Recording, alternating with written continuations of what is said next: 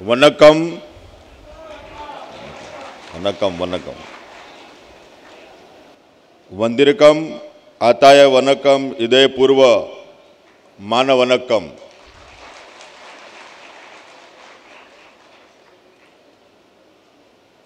सौराष्ट्र तमिल संगम का एक कार्यक्रम सदियों से हमारे पुराने जो पारिवारिक जो रिश्ते उसको फिर से उजागर करने का कार्यक्रम। इस सभागार में उपस्थित तमिल से हमारे पूर्वज यहाँ से गए थे और उसकी विरासत लेकर उसकी अस्मिता और हमारा जो ऐतिहासिक क्षण है वो ऐतिहासिक क्षण को साझा करने के लिए तमिल से हमारे पूर्वज गुजरात से जो तमिल सौराष्ट्र से गए थे और आज उसकी याद उसकी विरासत लेकर इस सभागार में उपस्थित देवतुल्य हमारे जो सभी आए हुए सभी मेहमान, आपके चरणों में वंदन करता हूँ। निंगल एलोरम निंगल जी के वाराय वेंडम, आप सभी का मैं अभिवादन करता हूँ। मित्रों, आज इस ऐतिहासिक क्षण की खुशी है, लेकिन हम अतीत की ओर जब देखते हैं तो हमारा अतीत जो दिव्य और भव्य था, लेकिन ये जिस धरती पर ऐतिहासिक भूमि पर आज हम बैठे हैं, सोमनाथ की धरती पर, वो हमारी हिंदुस्तान की आध्यात्मिक विरासत थी, हमारी सांस्कृतिक विरासत थी। और उसको ये सोमनाथ मंदिर को ये जो 1024 में जो मोहम्मद गजनवी ने लूटने का जो प्रयास किया, इसके बाद अलाउद्दीन खिलजी ने भी लूटने का प्रयास किया। 17 बार इस सोमनाथ मंदिर को लूटने का प्रयास आज के 1000 साल पहले किया गया। मंदिर को इतना नहीं है, लेकिन हमारे यहाँ उस समय बसने वाले हमारे काबिले हमारे पुरखे उसको भी लूटने का प्रयास उस समय मुगल शासकों ने किया था। और उस समय हमारे पुरखे यहाँ से अपने जान माल और खुद की रक्षा के लिए, अपनी हिफाजत के लिए इस तमिल ये सौराष्ट्र की धरती को छोड़कर ये खंबात और ये जो महाराष्ट्र आंध्र के मार्ग होते हुए धीरे धीरे करके सीधे तमिलनाडु मदुराई में जाकर वहाँ अपना आशियाना बनाया। और ये इतने हमारा 1000 साल पुराना हमारा इतिहास, तमिल सौराष्ट्र का संगम जो आज है, लेकिन उसको याद दिलाने का काम इतने सालों के बाद, देश को आजादी मिलने के बाद इधर 75 साल हो गए, अमृत काल हम मना रहे हैं, आजादी का अमृत महोत्सव मना रहे हैं। लेकिन मुझे कहते हुए इस बात की खुशी है कि एक भारत और श्रेष्ठ भारत का नारा देने वाले हमारे सम्मानीय नरेंद्र भाई मोदी साहब का जो सूत्र है, सबका साथ, सबका विकास, सबका विश्वास, सबका प्रयास, सब उत्तर पूर्व सब मिलकर, हम साथ मिलकर एक भारत को हम हमारे भारत को श्रेष्ठ बनाएंगे। हमारा जो भारत अतीत का जो गौरवमय इतिहास था, स्वर्णिम इतिहास था, उसको पुनः स्थापित करने का प्रयास हम मित्रों कर रहे हैं। और जब देश के प्रधानमंत्री हमारे तत्कालीन गुजरात के मुख्यमंत्री थे, मुखिया थे, उस समय पर उन्होंने जो हमारे सोमनाथ यूनिवर्सिटी, हमारी जो सौराष्ट्र यूनिवर्सिटी, सभी हमारे जो बौद्धिक जो वर्ग, हमारे प्रोफेसर मित्रों, हमारे विषय सब ने मिलकर ये पुराने इतिहास को देखा, परखा, जांचा और नए सिरे से नया इतिहास लिखने की शुरुआत हमारे गुजरात से हुई।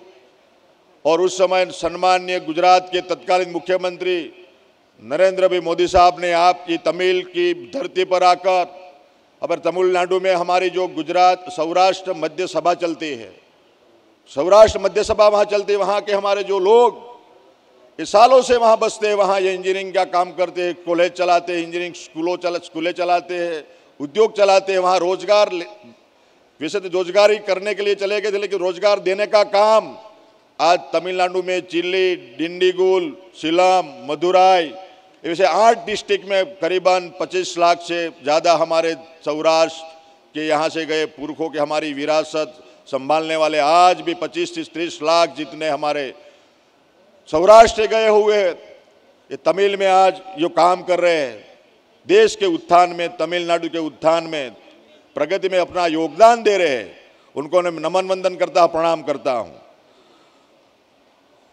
कहा जाता कि होठों में सच्चाई रहती है, जहां दिल में सफाई रहती है। हम उस देश के वासी हैं, हम उस देश के वासी हैं जिस देश में गंगा बहती है, जिस देश में गंगा बहती, जिस देश में सोमनाथ, हमारा द्वारका, स्टैच्यू ऑफ यूनिटी, एक भारत श्रेष्ठ भारत, सबका संगम मित्रों करना है। तो ये नरेंद्र मोदी साहब ने लगभग जब मुख्यमंत्री थे तब मदुरई में आकर हमारे तमिल भाइयों को, हमारे तमिल गुजराती जो भाई थे, सौराष्ट्र के जो भाई थे, उसका एक स्नेह मिलन भी किया गया था। लेकिन अब सुअवसर ये आया, अभी हमारे विशेष हर्षद भाई पटेल साहब ने भी बताया कि नेशनल एजुकेशन पॉलिसी में ये नए सिरे से नया इतिहास मित्रों हम लिखने जा रहे हैं। नए सिरे से नया इतिहास लिखेंगे। ये जो इतिहास जो हमारा था तमिल सौराष्ट्र का जो इतिहास, वो अभी सिलेबस में नहीं है। आने वाले समय में ये हमारा जो सही इतिहास है, सच्चा इतिहास है, हमारा पुराना इतिहास है, हमारी पीढ़ियों का जो नाता है, उसको फिर से हमारे एजुकेशन में हम डालने का प्रयास करेंगे, ताकि आने वाली पीढ़ी भी उस नए इतिहास को जानेंगे और नए इतिहास को पढ़कर वो हमारी पुरानी संस्कृति, हमारी सभ्यता है, उसको जान सके। मित्रों, कहा जाता है कि दुनिया में सबसे जो बड़ा जो ये आर्थिक पलायन जो हुआ था उस समय, वो ये सौराष्ट्र तमिल का हुआ था। हमारे यहाँ, हमारे जन्मभूमि में हम पराये हो गए और यहाँ से पलायन होकर हम सौराष्ट्र के नागरिक, ये जो तमिलनाडु के प्रवास भारत से लेकर वहाँ तक पहुँचे और वहाँ जाकर भी हमारी जो अस्मिता, हमारी संस्कृति, हमारी जो विरासत, हमारा जो यहाँ को जो रीतभात, हमारे यहाँ के संस्कार, हमारे यहाँ की संस्कृति, सौराष्ट्र की जो तमिल जो संस्कृति थी वो तमिल में वो बखूबी निभा रहे। हमारा अतिथि देवो भव, मातृ देवो भव, ये जो नीति है आतिथ्य देवो भव, उसकी नीति रीति आज भी वहाँ निभा रहे हैं। मैं भी आपको निमंत्रण देने के लिए, मैं भी जो तमिलनाडु में आया था, मुझे दिया गया था डिंडीगुल में एस राममूर्ति, एस जो कृष्णा, ये सौराष्ट्र मध्य सभा के जो प्रमुख थे, उसके साथ भी हमारी मुलाकात हुई। डिंडीगुल डिस्ट्रिक्ट में हमारा कार्यक्रम हुआ था और वहाँ भी मैं गया था। तो 1941 में बालाजी का मंदिर बनाया है और ये जो रुक्मणी कृष्ण का जो विवाह जो परंपरा है, हमारी सांस्कृतिक विरासत है, हमारी जो आध्यात्मिक जो विरासत है, अभी भी डिंडीगुल में जो हमारे जो सौराष्ट्र मध्य सभा के लोग आज भी निभा रहे हैं। वहाँ हम यज्ञ करके आए थे, तो वहाँ 1941 में वहाँ मंदिर बनाया है। वो देश तो आज़ाद 1947 में हुआ, लेकिन इनसे पहले हमारी जो विरासत है, हमारी जो संस्कृति है, उसको वहाँ बखूबी निभाने का काम डिंडीगुल में हमारे पुरखों ने किया है। उसका भी मैंने नतमस्तक वंदन किया था। और इस बात की मुझे जानकारी ज़्यादा विशेष ये हुई कि इतने सालों के बाद, चाहे हमारा पारिवारिक नाता रहा है, लेकिन हमारे जो सौराष्ट्र जो तमिल जो लोग हैं, वो आज भी हमारे सोमनाथ दादा के दर्शन करने के लिए 600 साल से आ रहे हैं। और इसमें एक बात की मुझे जानकारी अभी हमारे भगावी भारत ने 10 दिन पहले मुझे दी थी कि आज भी वहाँ जो सांस्कृतिक विरासत, जो सगाई का जब काम करते हैं, शादी ब्याह का काम होता है, तो वहाँ भी जो हमारे जो सौराष्ट्र की जो परंपरा है, वो परंपरा आज भी तमिल में भी हमारे जो सौराष्ट्र तमिल जो लोग हैं, वही परंपरा शादी ब्याह में आज भी निभा रहे हैं, वही रस्म निभा रहे हैं। ये गौरव की बात है हमारे लिए। और साथ साथ शादी होने के बाद ये जो नव दंपति है वो जोड़ा है, वो तमिल से एक बार सौराष्ट्र में सोमनाथ दादा के दर्शन के लिए जरूर आते हैं। और इसके साथ साथ ये जो नए नव दंपति है, यहाँ लक्ष्मी नारायण का मंदिर है, वहाँ आकर आशीर्वाद लेकर नए सिरे से नई जिंदगी की, नव दाम्पत्य जीवन की शुरुआत ये तमिल लोग, हमारे सौराष्ट्र तमिल के लोग करते हैं। वो भी हम गौरव की बात है इतने सालों के बाद। तो ये 500-600 साल का हमारा जो पुराना इतिहास है, उसको याद करते हुए मित्रों आज आप सब यहाँ आए और आज हम सब मिलकर जो हमारी आध्यात्मिक जो विरासत थी, हमारी जो परंपरा है, ये इतने सालों के बाद जुड़ी हुई है, लेकिन ये लोगों को जोड़ने का काम, एक दूसरे के साथ पारिवारिक भावना के साथ ये सामाजिक दायित्व हमारा जो बढ़े, वो परिवार का निर्माण हो, ये व्यक्ति का निर्माण हो, समाज का निर्माण हो और साथ साथ पूरे राष्ट्र का निर्माण हम साथ में मिलकर जो करें। और इस भाव से हम सब मिलकर आज यहाँ इकट्ठे हुए हैं। और गुजरात गवर्नमेंट की ओर से, सेंट्रल गवर्नमेंट की ओर से और सम्मानित देश के प्रधानमंत्री नरेंद्र भाई मोदी साहब ने नया विजन दिया कि सौराष्ट्र तमिल संगम जो कार्यक्रम दिया, और इसमें आप इस तहत आप आए तो आपके चरणों में भी मैं वंदन करता हूँ। और साथ साथ ये नए सिरे से नया इतिहास हम सब मिलकर लिखेंगे। अब नेशनल एजुकेशन पॉलिसी इतने सालों के बाद, देश आज़ाद होने के बाद इतने सालों के बाद पूरे देश में इसका इम्प्लीमेंट होने जा रहा है, तो उसमें भी नई नेशनल एजुकेशन पॉलिसी में नए सिरे से हम इतिहास लिखेंगे। नए सिरे से हमारी जो सही बातें जो है, हमारा जो पुराना इतिहास जो है, हमारा दिव्य और भव्य भारत, हमारी पुरानी सांस्कृतिक विरासत, हमारी पुरानी अस्मिता, हमारा दिव्य और भव्य जो हमारा जो आतिथ्य संस्कार जो था, उसको फिर से नए सिरे से लिखने का हम प्रयास करेंगे। इतने सालों के बाद इतिहास भी पूरे देश का गलत पढ़ाया गया। कहा गया कि कालिदास के, ये जो अकबर के जमाने में कालिदास पैदा हुआ। अरे हमारी भारतीय संस्कृति, हमारी विरासत तो सालों से है, हमारी सनातन हिंदू संस्कृति सालों से है। इतने सालों 17 बार आक्रमण करने के बाद भी हमारा जो समुद्र तट पर हमारा सोमनाथ दादा का, ये जो सोमनाथ महादेव, ये जो आज भी यहाँ बरकरार है, ये जो युक्त सूर्य का ये जो प्रतीक जो है यहाँ समुद्र तट पर सोमनाथ, और हमारा रामेश्वरम जो सिंधु तट का पूरा जो इतिहास है वो आज भी बरकरार है। हमारी आध्यात्मिक संस्कृति को कोई तोड़ नहीं सका है। और ये मैकोलो की शिक्षा नीति, मित्रों, जो मैकोलो ने जो कहा था उस समय देश में जो अंग्रेज आए, तो उन्होंने भी कहा था कि जब तक हिंदुस्तान को अगर गुलाम बनाना है, अगर परतंत्र बनाना है, तो उसकी जो आध्यात्मिक जो परंपरा है उस पर हथौड़ा लगाना, आध्यात्मिक परंपरा को तोड़ना है, उसकी शिक्षा प्रणाली को तोड़ना है। और तोड़ने के बाद हमें हमारी शिक्षा प्रणाली डालेंगे, तब ये देश गुलाम होगा, तब ये देश परतंत्र होगा।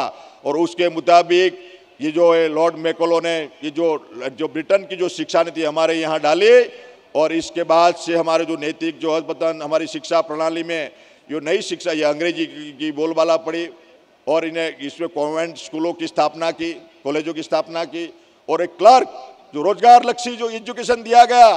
लेकिन रोजगार लक्ष्य एजुकेशन से आगे बढ़कर आज हम स्किल बेस्ड एजुकेशन देने की बात इतने सालों के बाद हमारे देश के प्रधानमंत्री नरेंद्र भाई मोदी साहब ने एक जो विचार रखा है उसका भी इम्प्लीमेंट हम करेंगे। और मैकोलो ने उस समय कहा था कि ये आध्यात्मिक जो विरासत है उसको तोड़ना है, और इसकी शिक्षा प्रणाली जो हमारी जो है भारतीय शिक्षा प्रणाली हमारी जो चल रही थी, हमारी गुरुकुल परंपरा जो थी, हमारी जो शिक्षा प्रणाली गुरुकुल की थी, उसको तोड़ दिया था।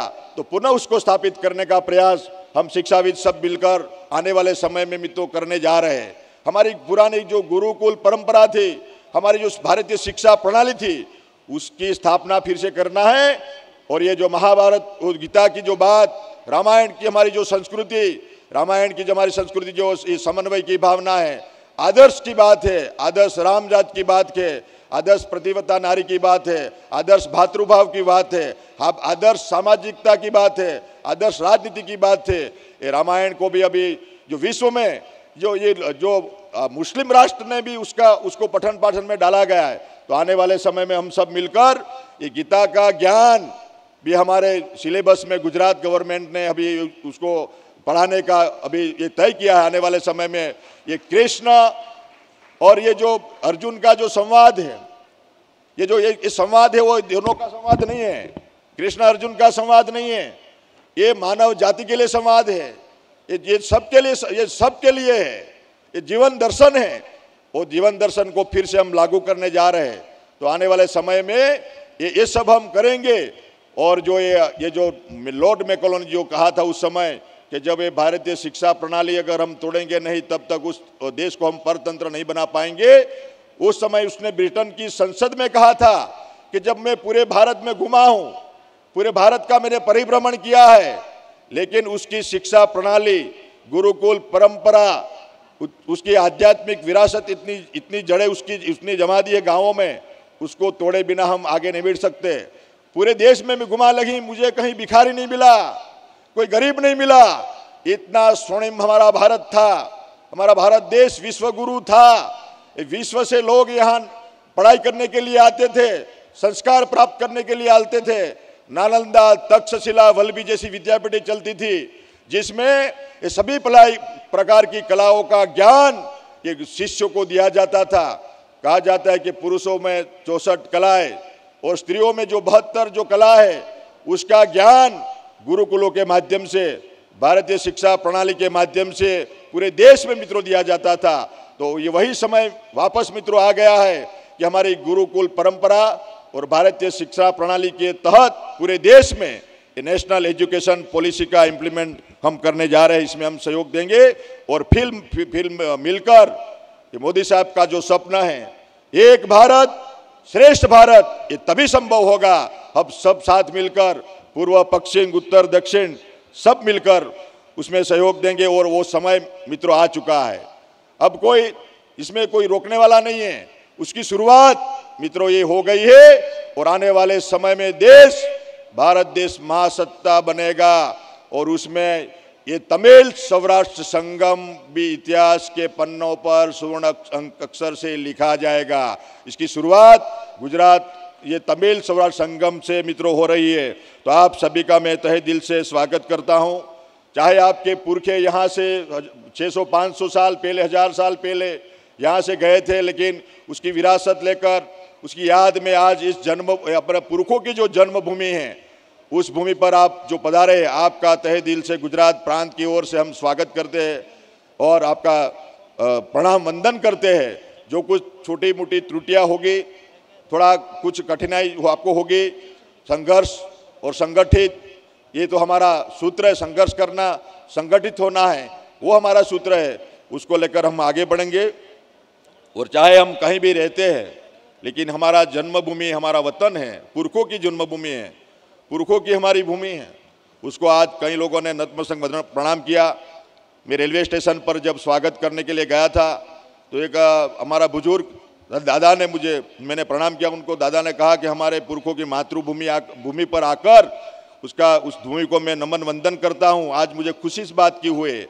तो ये हमारे भाई साहब ने भी बताया, इसलिए तो इकबाल ने कहा है कि गुर्बत में हो अगर हम रहता है दिल वतन में।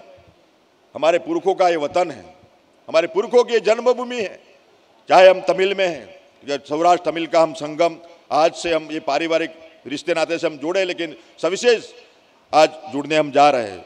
तो गुर्बत में हो अगर हम रहता है दिल वतन में, गुर्बत में हो अगर हम रहता है दिल वतन में, समझो वही हमें जी दिल, जो दिल हो जहां हमारा हमारा, सारे जहां से अच्छा हिंदुस्तान हमारा हमारा, सारे जहां से अच्छा हिंदुस्तान हमारा हमारा। फिर से आप सभी के चरणों में वंदन करता हूं, नमन वंदन करता हूं। और आप 2 दिन 3 दिन यहाँ का जो प्रवास है, सोमनाथ दादा का दर्शन करिए, यहाँ लक्ष्मी नारायण मंदिर, द्वारिकाधीश, स्टैच्यू ऑफ यूनिटी, हमारे जो यहाँ प्रवासन जो स्थल है उसकी जो व्यवस्था के मुताबिक आप उसका भी एंजॉय करेंगे। और फिर से आप सम्मानित मंच और उपस्थित हमारे देवतुल्य जो तमिल से हमारे सौराष्ट्र तमिल संगम के नाते हमारे यहाँ के गए हुए सालों से हमारे जो ये पारिवारिक रिश्ते नाते जुड़े हुए हमारे भाई बहन यहाँ आए हैं, बंधु भगिनी, आपके चरणों में वंदन करता हूँ, आपका तहे दिल से स्वागत करता हूँ और आपका आभार व्यक्त करता हूँ। और निंद्री धन्यवाद, आपको धन्यवाद करता हूँ।